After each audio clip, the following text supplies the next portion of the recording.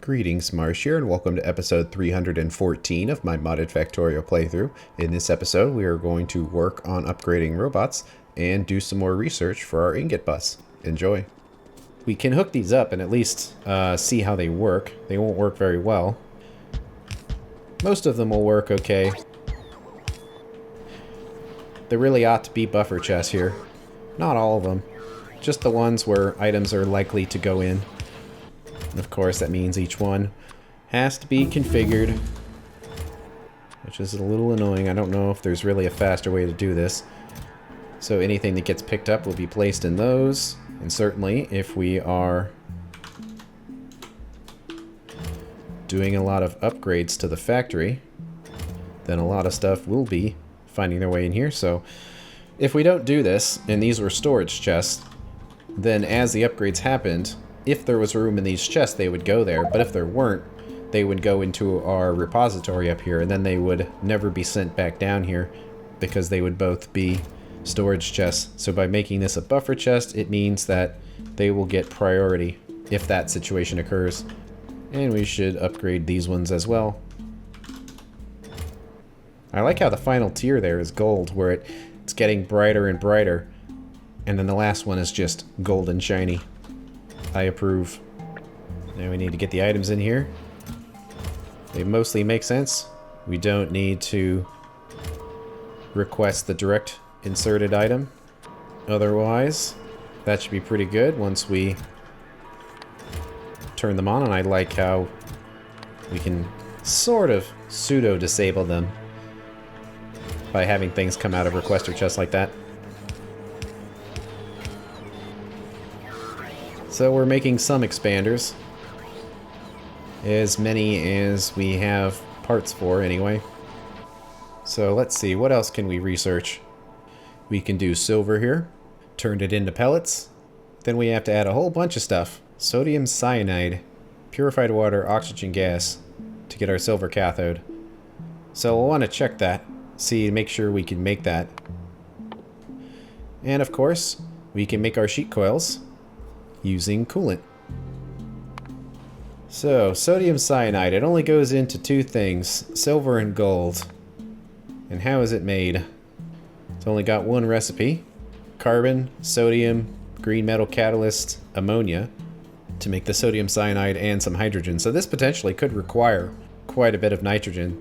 So it might be the situation where we're going to want to start capturing nitrogen for this. Just depends on how much it ends up being.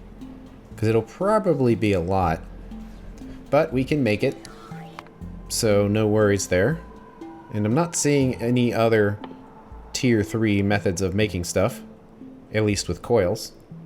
But we've got some pellet methods here. With silicon. We process it into the pellets. We add aluminum, the pellets, and hydrogen gas. And get alumina and the silane gas. And then that can be turned into the ingots.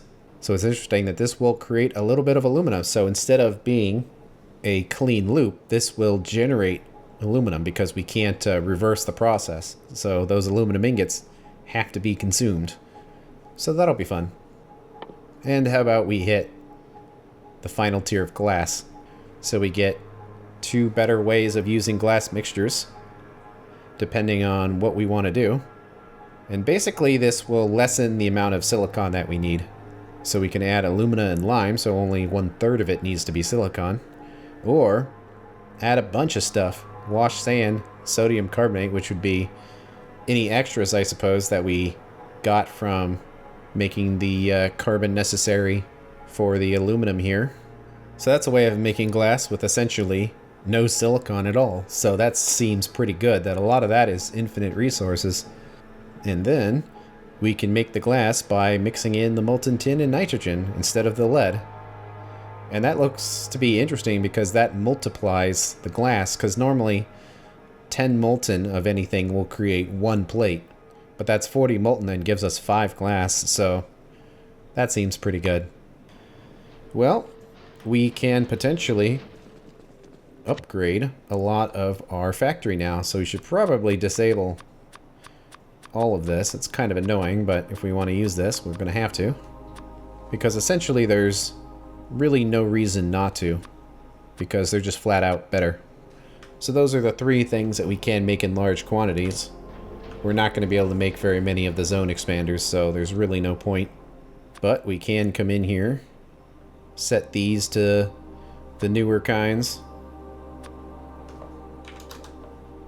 At least those three. And we can get rid of the old ones. So I am curious, if we use them to replace some items, is it going to mess things up? Or is it going to continue to work even if it hasn't been upgraded yet? So for example, if we upgrade this, will it still work as a charge port? It seems like it, because it still has electricity. So what about these robot chests? If we upgraded all of them, would they still work? Well, of course they'll work if we do it like that. But what about this? I mean, I see no reason why I wouldn't. Are there any robots in there? Currently no, but there are repair packs. So if we hit all of these, do the repair packs stay in there when it's been upgraded? They do. Well, okay then. Since that worked pretty well, and we do have the resources for all of these, why not upgrade the entire factory? We won't be doing the zone expanders, though. Those will have to wait. But I wanted to check first, because if this completely trashes the factory, that'd be important to know. But I suppose we can reverse it, if that becomes the case. So we select everything, now that we have the full factory, and the poor computer. 10 FPS, but we've got a couple thousand items we need to do. Oh god, it's slowing down. Let go of the mouse. There we go. We're back to normal. And there they go. Are there any purple robots in there? Are they all blue? Oh yeah, there's some purple ones. Right there. So what's the energy capacity of these? It happens so fast, but it's about 3 megajoules. What about these other ones? 2.3. So they do have a higher energy capacity. It probably matches the higher energy consumption that they have as well. But nonetheless, it's nice to know that they do hold more power. And I imagine we're chugging away on robots. Yep. And we've got 1K of robots in there, so they can't even be used right now. That said, I do sort of want progress to continue. But I don't know if I want to be buying warehouses, though, for this sort of thing. 48 stacks of robots is an awful lot of them. We probably just need to wait until we have some big construction project, and then they'll all go flying. But we do see them kind of flying around here, so the robots do exist, and they are getting used. So if we just wait it out, they should be pretty good. And this setup isn't set to run as fast as it possibly can, otherwise we'd want these numbers a lot higher, but it doesn't need to. This is a low priority thing. Under normal circumstances, we just don't need very many robot parts. So stuff needs to happen, but they'll get it done. Anything else that hasn't been done yet that we could do? Or are we basically caught up? Well, we could upgrade the crawler, I suppose, but it's been so long since we've used it, and I'm not even terribly sure we will use it ever again. Just because the factory bots cover everything. Well, I shouldn't say that. There is a situation where we would want to use it. And that is, just seeing all the construction things everywhere, is if we want to expand. Because eventually we're going to come out here, and we're going to need to build a new wall. But doing it with our character is probably going to be pretty annoying. Not necessarily for bot performance reasons, but for inventory reasons. So we're probably going to want to run out here, build a bunch of artillery, and probably a bunch of other weapons, and clear out the biters, and then use the crawler to expand. So, I mean, we've got nothing better to do, in the sense that we have research to happen. And we're waiting on the robots to upgrade themselves and the rest of the factory. Well, I suppose I can fix that. But I don't wanna. A lot of work. Salt is going down though. It used to be maxed out, but it's not quite anymore, which must mean that it's finally fixing itself. Well, first things first, it does have the old construction robots in here.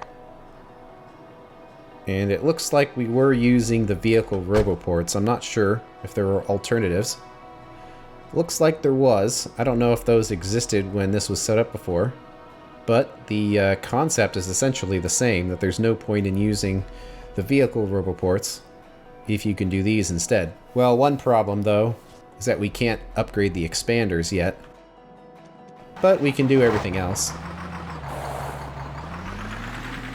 Uh-oh. It feels so weird to drive again. I just need to find something to crash into and blow up. At least driving is fast, because everything is refined concrete now. Ooh, I wonder if the crawler goes faster on the new roads. I mean, it almost certainly does. Well, it's the crawler, so it might be hard to tell the difference. Well, oh, watch where I'm going. Guess we don't need that production block up there anymore either. Back on the road, where it's safe. Alright, we're back. Let's see. Exactly how many parts we're going to need, I don't know. Well, we can't really build the roboports anyway, if we don't have the arrays. So we'll just have to do what we can. So we can mirror what we've done by looking at how many parts we have. Where if we have 6 of these, then it means we would need approximately 6 of the upgrades as well. Let's see here. We put everything on the side here. So we can kind of place this down there. Make it look a little cleaner. So we need to have our 6 charge pads in here somewhere.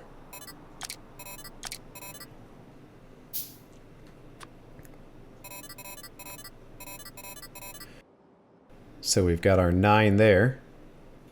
And then we'll need our 12 of the roboport controls. Well, the colors are certainly changing.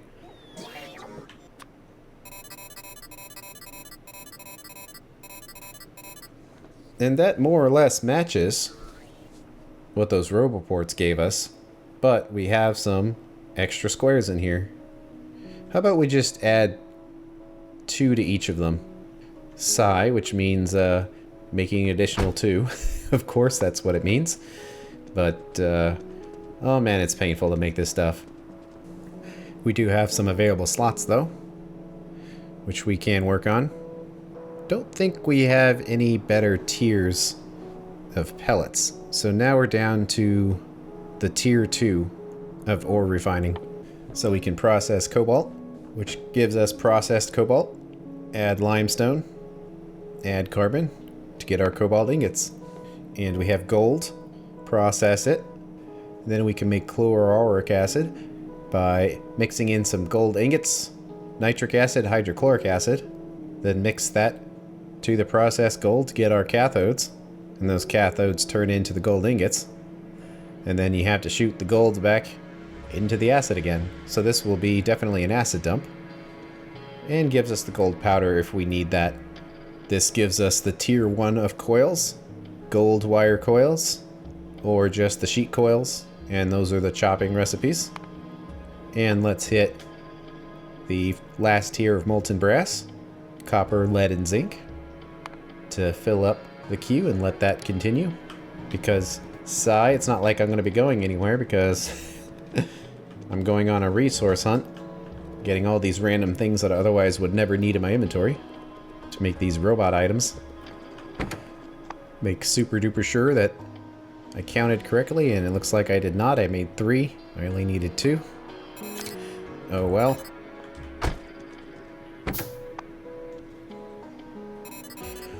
So there we go. Anything we can upgrade here?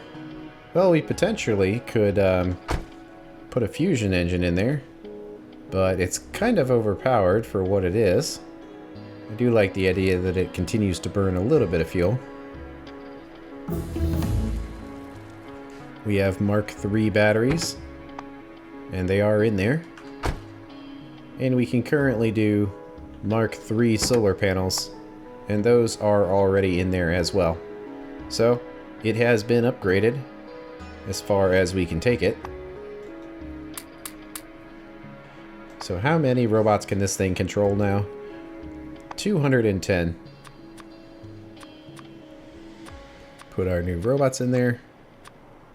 Can't really put it to the test without taking it out of the network, but there's always pesky trees. And since it's right here, it should get priority on tearing all these down. Boom.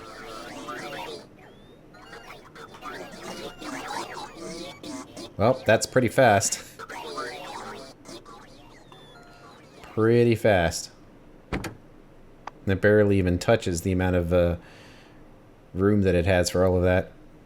Well, one other thing we can do while we are waiting for all this research to happen is fill in all of this water that's just been around. We have water pump jacks, so we don't really need to have these little squares to pull water from, that if we do need water, we would just get it from a very green pool like right there. So,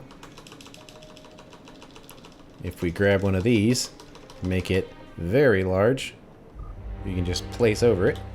So it's kind of monotonous, because there are trees and things in the way. I guess we can cut all the trees down too, but they do pull away some pollution, so... But also, we might not really care about getting rid of all of the water. That's probably not that necessary. Just getting rid of most of it will probably help quite a bit, because the robots are already taking care of business here. It's just where there is water, there seems to be a lot of it. Luckily, though, it is just landfill. So it's not like we're covering up anything. That's really important. Basically, it's just this area out here that's especially bad. With all these little bits of water everywhere. That's a pretty big lake, though. I think I kind of want to save that one. There they go. Pulling up all the landfill. Making salt. And I kind of want to save that, too. And I was like, we're actually using this lake. Well, we would be, normally, if the offshore pump wasn't destroyed. Okay. I think that's most of it. There might be some lingering elements, but hopefully now we can place the concrete by just looking at the map for sussy looking areas. We've got 2 more slots here. How about we hit titanium? We can turn it into processed titanium. Carbon and chlorine gives us our titanium tetrachloride. And I guess that turns into ingots. There's no other recipe that gets attached to this, so that must be where it goes. And then we can turn titanium into coils with the cheap recipe there. And also we get some other titanium methods, like adding manganese and adding nickel. Seems good.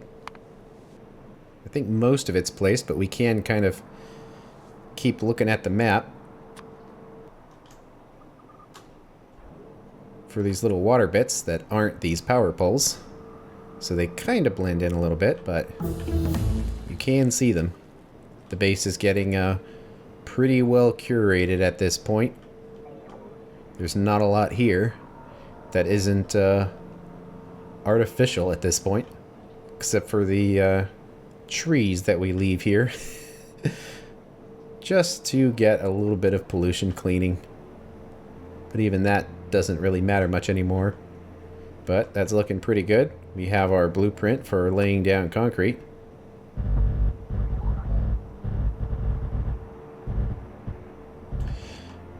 And then when we're doing random stuff, if we so happen to find any leftover water, well, then we can just take care of that when it happens. Well, we've got some of the blue robots and some of the purple ones. Most of them are blue down here, but I saw some purple ones earlier.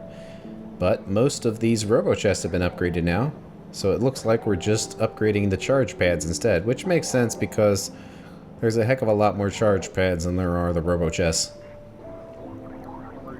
And it looks like we're starting to get robots in our junk warehouse because this filter has been maxed.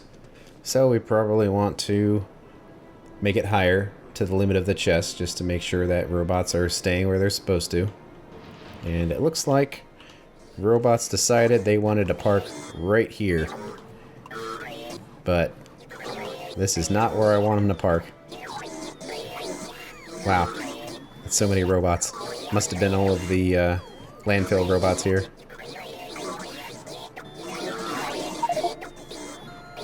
The inventory is full and they're on the ground and everywhere.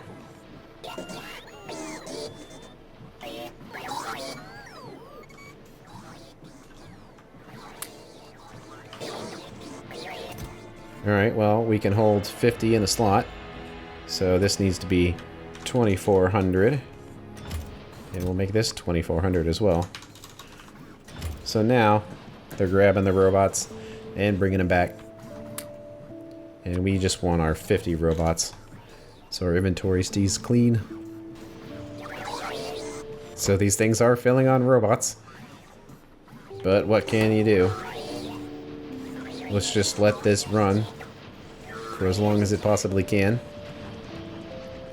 And eventually, when we get a big construction project, that space will open up again.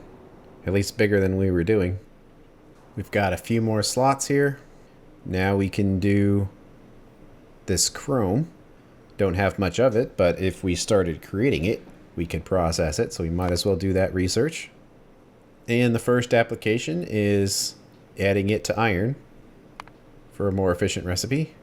But also, we can do the second tier, processing it into process chrome and just carbon, and gives us carbon monoxide. So we'll take it. So the robots are making progress. Now we're just trying to get some of those charge pads, and it's mostly the small charge pads that are left. And we're collecting even more orbs, so at some point we'll probably need to start burning those again. Man, you can definitely see that difference in charging rate, like they park a lot faster now. So that's convenient. Man, it takes robots forever to pick up orbs like that. But it's easier than me going down there and getting them. Oh. See, a plastics request. Are we holding up with our plastics output? Yeah, seemingly. Oh, we could actually replace that. Might as well just go down there and do that. Now that we have the faster unloader here. There we go. Just to get that maxed out as good as we can. But this whole setup is holding out for now. And man, we walk so fast on this new road surface. And the drones are pretty fast too.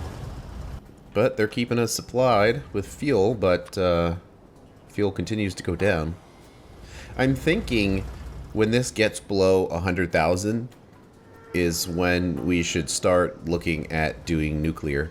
I'm not sure if we'd actually need it. It's just this setup is too complicated, and I don't know if we can produce fuel blocks without this oil residual surplus. So it stands to reason that when we run out of those residuals, that something's going to break here. And there are some improvements that we can do to this to slightly improve efficiency, because right now we're burning propane, which besides having a fuel pollution of 500%, so this is absolutely horrible for the planet. But we can also make solid fuel using some other resources, like if we take the synthesis gas and add a coke, we get 2 solid fuel, and I think a coke only has 2.5 megajoules. So we add 2.5 megajoules of coal product, and then we'll get 24 megajoules on the way out because of the synthesis gas. So that's probably a much better way than burning the propane. And potentially the methane gas as well. It could be better to do it this way. So we have some options, but we don't want the factory to just completely run out of power if that day comes. So we'll want to have nuclear power ready to go. So in case the batteries get low, they can switch on. And that's kind of how I'm thinking it'll work, because right now these turn on and off based on the status of the battery, and they mostly try to keep them full. But I'm thinking nuclear will be a kind of thing where if the accumulators get very low, that it will fire up like at 5 or 10%. Because there's so much energy in one of the fuel cells, we'll want to wait for this to get really low, and then once it starts, it's going to burn through that whole cell, so we'll want to give it as much time as possible to fill this up. So the nuclear is going to kind of be a backup. That's kind of how I'm looking at it. So once we get to about 100,000 or so, that's probably the time that we want to start looking at it. And not sure how fast we're going to get the new ore processing types done, but that could be something that's kind of side related to it. After all of that concrete, it's finally done. So this is about 280,000 for each of those, and then another 90. So 370,000 concrete. And each one of these recipes makes 10. So 3.7 million refined concrete was made and placed by robots to cover the whole factory. But we're going to be doing a bunch of new constructions, which is going to kind of trash the inventory here.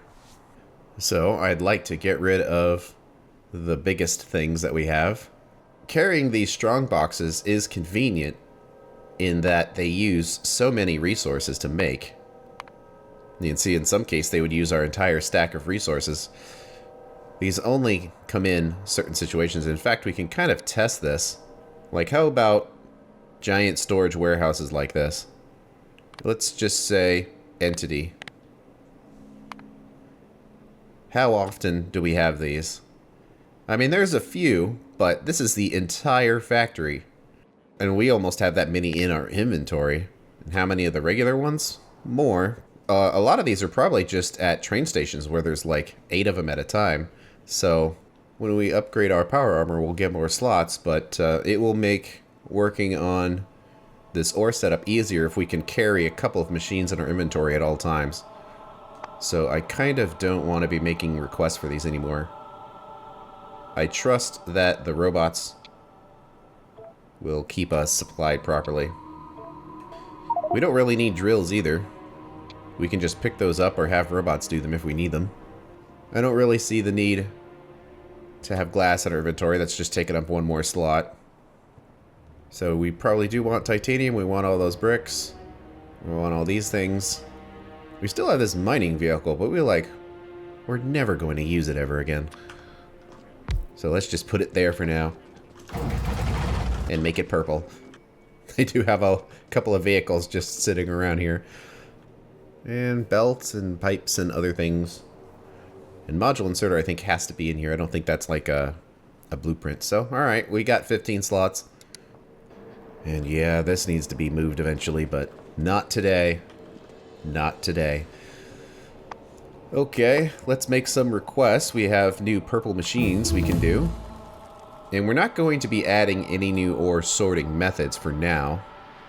So we don't need to worry about that, but we do need to have the machines for turning things into the processed versions and the pellet versions. So we'll need some ore processors, let's just say 10 of them.